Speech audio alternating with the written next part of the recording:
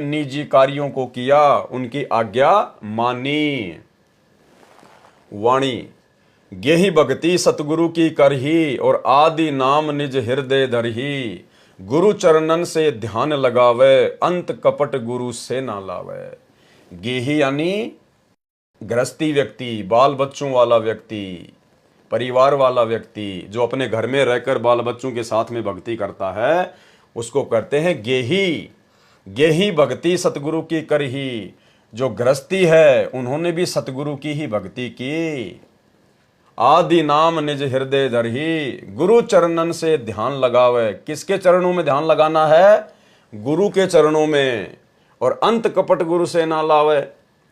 गृहस्थी व्यक्ति को गुरु धारण करके गुरु जी के बताए अनुसार भक्ति करनी चाहिए, तथा आदि नाम जो वास्तविक तथा सतनाम साधना के नाम मंत्र हैं उनको हृदय से सुमरण करना चाहिए। गुरु जी के चरणों में ध्यान रखें, अर्थात गुरु जी को किसी समय भी दिल से दूर ना करें। क्या आदेश है आपके दाढ़ी मूंछ वाले कबीर जी का? गुरु जी को किसी समय भी दिल से दूर ना करें।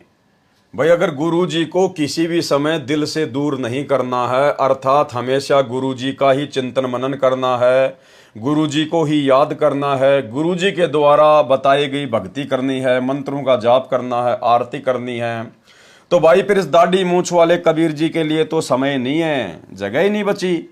क्योंकि इन्होंने ऑप्शन ही खत्म कर दिया कबीर जी ने, क्योंकि ये कबीर वाणियां हैं। और कबीर जी क्या कह रहे हैं, सतलोक आश्रम वालों के भगवान क्या कह रहे हैं कि गुरु जी को किसी समय भी दिल से दूर ना करें। तो भाई कबीर जी की बात को तो हम सत्सेवक फॉलो कर रहे हैं। हम अपने गुरु जी के अलावा किसी और का चिंतन मनन भी नहीं करते, किसी और से प्रार्थना भी नहीं करते, किसी और का प्रकट दिवस भी नहीं मनाते, क्योंकि हमें वास्तविकता का पता चल गया कि दुनिया अनजाने में जिस कागज की फोटो को कबीर मान के पूज रही है, वो कबीर स्वयं सतगुरु रामपाल जी परमेश्वर जी के रूप में धरती पर प्रकट हैं। अर्थात गुरु जी को किसी समय भी दिल से दूर ना करें, तथा अंतः अर्थात अंतःकरण में कभी भी गुरु जी से छल कपट नहीं करना चाहिए। गुरु जी से क्या नहीं करना चाहिए? छल कपट नहीं करना चाहिए। अब गुरु जी के साथ में छल कपट करना क्या है? क्योंकि गुरु यहां कोई व्यापार या बिजनेस करने तो आता नहीं है कि आप उनके पार्टनर हैं और आपने उनके साथ में धोखाधड़ी कर दी। भाई गुरु तो यहां पर भक्ति करवाने आता है, और भक्ति मार्ग में जब हम उनके शिष्य बन जाते हैं और जो जो नियम मर्यादाएं गुरु जी ने हमें बता दी, जो जो वचन निभाने के लिए गुरु जी ने हमें दे दिए, यदि हम उनमें गफलत करते हैं, गुरु जी के नियमों के विरुद्ध चलते हैं, तो वो अपने गुरु जी के साथ में छल कपट करने में आता है। तो आज गुरु जी के साथ में, संत रामपाल जी परमेश्वर जी के साथ में दिन दहाड़े खुल्लम खुल्ला छल कपट सतलोक आश्रम मैनेजमेंट हरियाणा कर रहा है। स्वयं गुरुदेव भगवान का कलयुगी परिवार कर रहा है, और उस कलयुगी काल एजेंट परिवार के पीछे अंधी होकर चल रही लाखों करोड़ों की संगत कर रही है।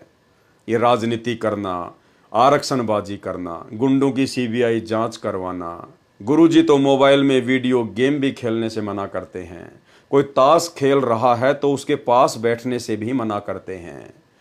और सतलोक आश्रम वालों ने 50-50 लाख रुपए की लागत से धनाना गांव वालों के लिए बैडमिंटन के स्टेडियम बना दिए।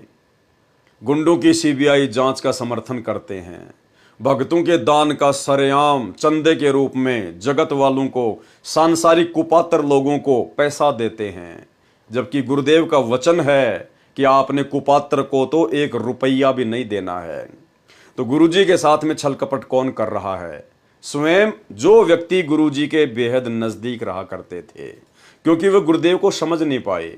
क्योंकि जब वो परमेश्वर धरती पर आता है तो वो एक मित्रवत व्यवहार करता है, और मित्रवत व्यवहार करने के चलते लोग उन्हें अपने जैसा ही समझ लेते हैं।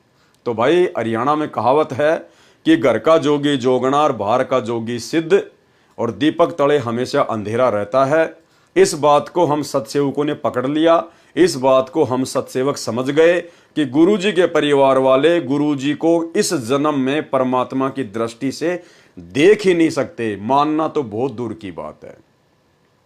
आप स्वयं विचार करके देख लो, यदि सतगुरु रामपाल जी भगवान आपके पिता होते, सांसारिक अभिनय के रूप में यदि आपके पिता होते, आप उनके बेटा या बेटी होती, यदि आपके वो पति होते और आप उनकी पत्नी होती, यदि वो आपके भाई होते, तो विचार करो क्या आज आप उनको परमात्मा के रूप में देखते? आपका अपने भाई बहनों के साथ में कैसा व्यवहार रहा है बचपन से, और आगे चल के वो भाई कहे, वो पति कहे, वो बाप कहे कि भाई मेरे को तो परमात्मा ने आशीर्वाद दे दिया दुनिया का आत्म कल्याण करने के लिए, मैं तो जगत गुरु के रूप में दुनिया को ज्ञान दूंगा। तो भाई वो भाई जो भाई के साथ बचपन से रहा है, और भाई भाई का आपस में झगड़ा भी होता है, मनमुटाव भी होता है, घर में औरतों को लेकर भी झगड़ा हो जाता है, वो भाई फिर 50 साल की उम्र में आगे जाकर उस भाई को कभी भी परमात्मा नहीं मान सकता। वो औरत जिस मर्द के साथ में एक ही बिस्तर पर सोई है, और पति पत्नी के झगड़े तो आम बात हैं, और वो औरत फिर आगे चलकर कैसे उसे अपना परमात्मा स्वीकार कर लेगी? जिसके साथ वो लड़ी है, झगड़ी है, उसको उल्टा सीधा भी बोला है, कभी स्वीकार नहीं कर सकती। वो बच्चे जो बचपन से अपने बाप को देखते आ रहे हैं, बाप के साथ में झूठ भी बोलते हैं, चोरी भी कर लेते हैं, बाप उनकी पिटाई भी करता है, सारे काम होते हैं, वो बच्चे फिर आगे चलकर कैसे उसे भगवान मान लेंगे? भाई और बहनों, मान ही नहीं सकते, इम्पॉसिबल। इस जन्म में तो मान नहीं सकते, अगले जन्म की दास कह नहीं सकता। इसलिए जो संगत सतगुरु रामपाल जी परमेश्वर जी के परिवार के पीछे अंधी होकर चल रही है, देखो परिवार के पीछे चलना कोई बुरी बात नहीं है, लेकिन जो परिवार मर्यादा तोड़कर यदि किसी संस्था का नेतृत्व करता है, तो भाई सतगुरु का भगत होने के नाते जिम्मेदारी बनती है उसी समय उनको त्याग दे, उसी समय। क्योंकि हमें सतगुरु पार करेगा, सतगुरु का परिवार पार नहीं करेगा, सतगुरु के बेटा बेटी हमारी नैया को पार नहीं लगाएंगे। लेकिन इस बात को केवल लाखों की संगत में से केवल सत्सेवक भाई बहनों ने समझा, और आज परमेश्वर की आप और हमारे ऊपर बहुत बड़ी रजा है। गुरु से छल कपट नहीं करना चाहिए।